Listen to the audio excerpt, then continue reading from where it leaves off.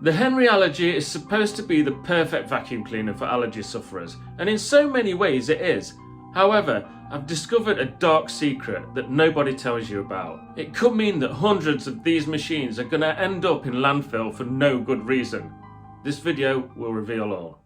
The Henry Allergy has the same suction, tools and durability that we love about the standard Henry, with the additional bonus of being fitted with a HEPA filter inside, which catches microscopic dust and allergens. It's a godsend if you suffer from allergies. Plus, they've just brought out a new Henry Clean Air model, which has got the same filter inside. But it's that very special filter that leads me to my story. This is my vacuum cleaner, and here you will see inside is where the special filter lives. However, my filter has started to smell just a little bit. Now, as far as I'm aware, my house isn't too smelly, but my theory is this filter sits next to the motor its entire life, with air passing through it, collecting microscopic dust, which doesn't particularly smell, by the way.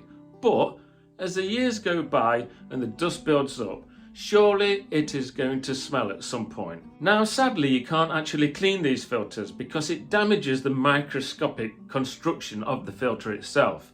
But you can brush out the dust to keep on top of things. So I looked into how often these things should be changed. Now, on the pneumatic Henry site in the UK, it states that it's a lifetime filter.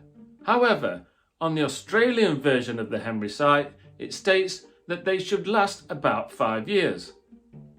So why the difference? To add even more to the puzzle, the actual instruction manual that you get with this vacuum has a whole page dedicated to changing the filter. A huge thank you to Rose, by the way, in the USA for pointing this out to me. She's over there, she's a pneumatic customer, and she contacted me because she can't even find this filter to buy.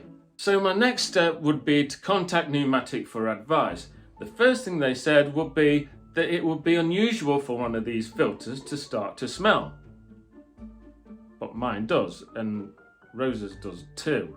They also suggested to change the bag and change the main round filter in the vacuum, which is a great tip for anyone with a smelly Henry, by the way. I do it in this video here. Now, changing my bag and changing my main filter sadly didn't stop this filter from smelling. It was suggested, however, that if I did want to, I could just replace this filter. Great, mint. How much are they then? £155. What? The fact it's even 3 figures is totally insane. That, today, is more than it will cost me to buy a standard Henry vacuum cleaner. The whole thing. So I contacted them again. Listen, it's far too much for me to pay for a filter. Is there any other options at all? Yeah, replace the vacuum cleaner. Now this, for anyone who knows me, really got on my nerves. It is now being suggested that because their filter is overpriced, we have to send perfectly good vacuum cleaners to landfill. What the And that, ladies and gents, is Henry Allergy's dark secret. It's a great vacuum cleaner, great suction, great performance, great reliability, amazing filter. But if it's too expensive to replace, albeit if it smells, if it gets damaged, or even for the allergy sufferer's peace of mind, if it's too much money to replace, they're going to replace the vacuum cleaner.